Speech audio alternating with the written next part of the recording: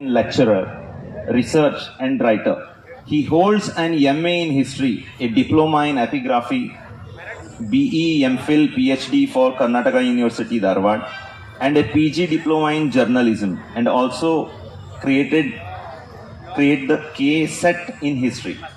A noted author, he has enriched Kannada literature with works such as Hali Beru Hosa Chigaru, Vijayapura ವಾಗಲಿ ನಮ್ಮ ಊರು, ಹಿಂದೂಸ್ತಾನ್ ವಾಗಲಿ ನಮ್ಮ ದೇಶು, Abhinava Pampa, and ಹೆಸರಿಟ್ಟ Vijayapura. He has also contributed significantly into cultural and community initiatives, serving as president of Kannada Sahitya Parishat, Vijayapura Taluka, and the Vijayapura Renovation Committee. For his impactful work, he has received several honors, including Shikshaka Ratna, Sharana Chaitanya Award, Sadbhavana Award, Sangolli Rayana Award, Best Teacher Award, and the Karnataka Rajyotsava Prashasti, amongst many others. I would welcome you, sir, for today's seminar. And I welcome Vijay. ಮೊದಲ ಗೋಷ್ಠಿ ಇತಿಹಾಸದ ಕುರಿತಂಥದ್ದು.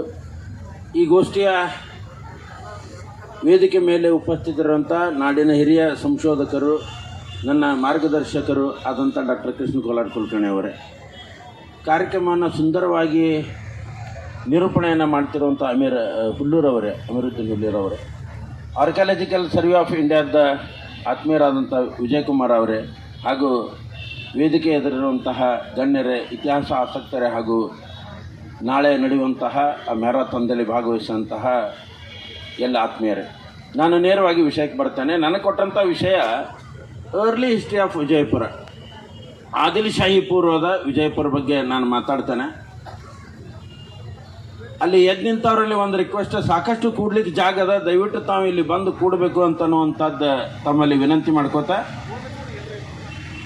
From 150 to 1489, ಕ್ರಿಸ್ತಶಕ 150ರಿಂದ 1489 ಮಾತ್ರ ನಾನು ಮಾತಾಡ್ತೇನೆ.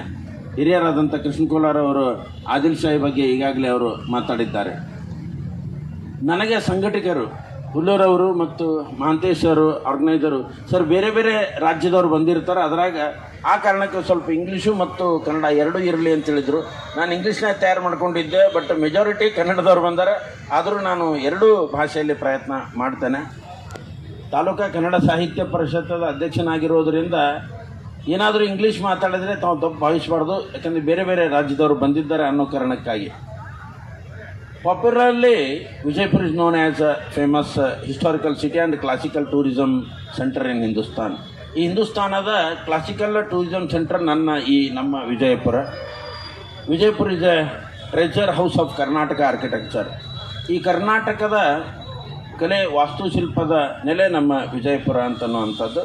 Vijayapura means city of victory, ವಿಜಯದ ನೆಲ, ವಿಜಯದ ಊರು ಅಂತನ್ನುವಂಥದ್ದು. This city is identify with different names. ಈ ಊರಿಗಿರುವ ಬೇರೆ ಬೇರೆ ಹೆಸರೇ ನಮ್ಮೂರಿನ ಶ್ರೇಷ್ಠತೆಯನ್ನು ಹೇಳುತ್ತದೆ. ಬರೀ ಹೆಸರು ಬಗ್ಗೆನೇ ಒಂದು ಅರ್ಧ ತಾಸು ಮಾತಾಡ್ಬೋದು. ನಮ್ಮ ಊರಿಗಿರುವಂಥ ಹೆಸರು, ಕೆಲವು ಮಹತ್ವದ ಹೆಸರನ್ನು ನಾನು ನಿಮ್ಮ ಮುಂದೆ ಇಡ್ತೇನೆ. ಸಿಟಿ ಆಫ್ ಟೋಮ್ಸ್ ಅಂತ ಕರೀತಾರೆ, ಗೋರಿಗಳ ನಗರ. ಇಡೀ ಊರು ತುಂಬೆ ಎಲ್ಲಿ ತಿರುಗಾಡಿದ್ರು ನಿಮಗೆ ಗೋರಿಗಳು. ಹೀಗಾಗಿ ಇದನ್ನು ಗೋರಿಗಳ ನಗರ ಅಂತ ಕರೀತಾರೆ. City of barren land, sir ಮಾತಾಡ್ತಾ ಹೇಳಿದ್ರು, ಬರದ ನಾಡೆ, ಬರದ ನೆಲ. ಪಂಚ ನದಿಗಳ ಬೀಡು ಅಂತ ಕರೀತಾರೆ, ಬರದ ನಾಡು. 5 ನದಿಗಳಿದ್ದಾವೆ, ಆದರೂ ಬರದ ನಾಡು ಅಂತ ಕರೆಸೋಣಂಥದ್ದು. ಹಾಗೆಯೇ ದಕ್ಷಿಣದ ಪಂಜಾಬ್, 5 ನದಿ ಇರೋದರಿಂದ ಇದನ್ನು ಡೆಕ್ಕನ್ ಪಂಜಾಬ್ ಅಂತ ಕರೀತಾರೆ.